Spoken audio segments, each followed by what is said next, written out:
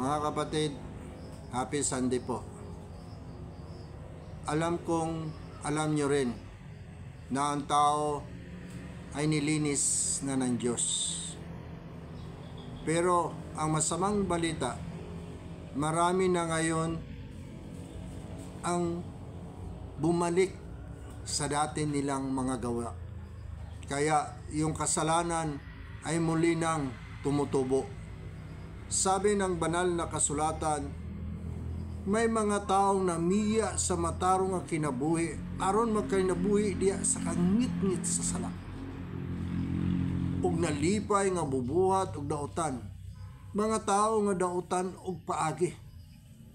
They abandon a righteous life to live in darkness of sin.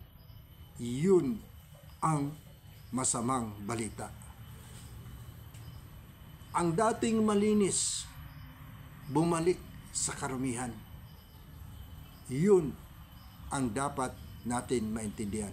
Ang masama pa, mga kapatid, ay marami pang nagsitulad sa kanila. Tingnan nyo itong sabi ng Panginoon sa 2 Peter 2, Kapitulo 2.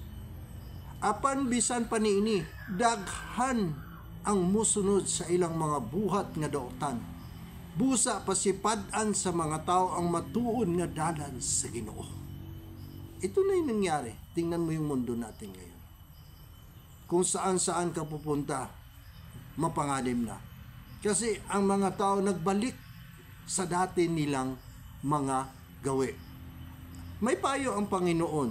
Ang sabi ng Panginoon, magsigi akong tawag, nagsigi akong tawag og dapit kaninyo, apan dili kamo mamati ug wala lamang ako dinyo tagda. Mao ni ingon sa Panginoon.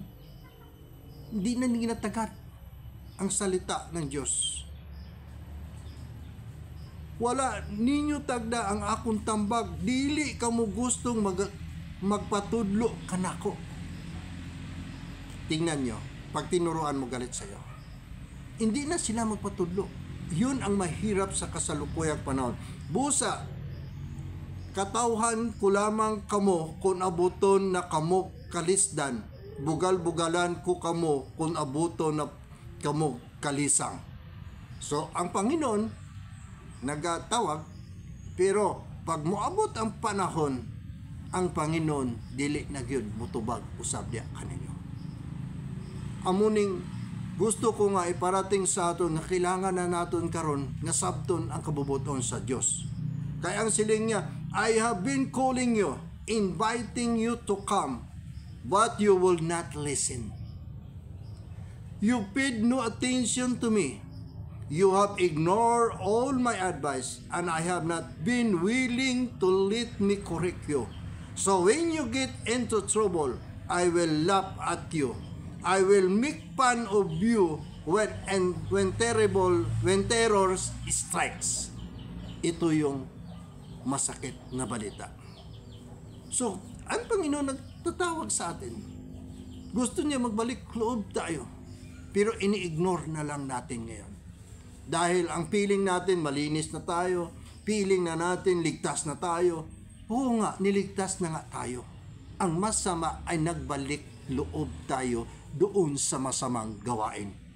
Instead nga magbalik loob tayo sa Panginoon, nagbalik na tayo sa dati nating mga ginahimo na hindi mabuti. So ang sabi niya sa Roma 2:5 sila niya, apan gahi kag ulo, busa gihimo mo ang kaugalingon mong silot, nga labi pang dako unya sa adlaw nga ipadayag na ang kasuko ug matarong nga hukom sa Dios. Ito yung gusto ko nga maparating sa inyo. Sila nga, but you have a hard and stubborn heart, and so you are making your own punishment even greater on the day when God's anger and righteous judgment will be revealed. So ikaw naghihimo karon sa imong kaugalingon nga punishment diya kanimo. Kaya ang Ginoo nagatawag. Gini-ignored mo. Ayaw mong pansinin. So sayang ang panahon nga gikinabuhi ta sa ibabaw ning kalibutan. kung hindi talang naman pakinggan ang Panginoon si Kristo. Nandito kami, humihingi kami, nagpakumbaba sa inyo, na tayo magbalik loob na sa Panginoon. Hayaan na natin yung mga kalukuhan dyan. Kasi wala tayong patutungan pag dyan tayo papasok.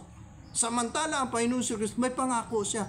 Ang sabi na siya, John 3:16, that is a word of promise. Nga, ang matuo sa anak may kinabuhi nga walay katapusan.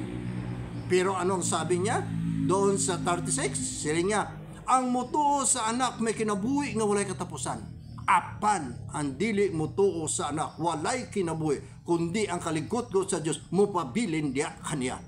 So ay ito, kaya ako kayon hangyo sa inyo. Ito na yung panahon. Hindi ko kayo hinahatulan, bagkus kayo tinuturuan, dahil mahal ko po kayo. Tayo'y magmahalan, tayo'y magtulungan. Walang ibang tutulong sa iyo kung hindi yung sarili mo. Tulungan mo yung sarili mo. Iligtas mo yung sarili sa likong lahing ito sa kasalukuyan. Yung mga tao karon nagapinagusto na.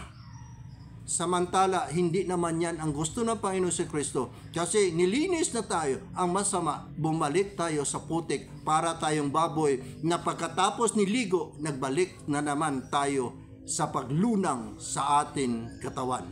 Magandang araw po sa lahat.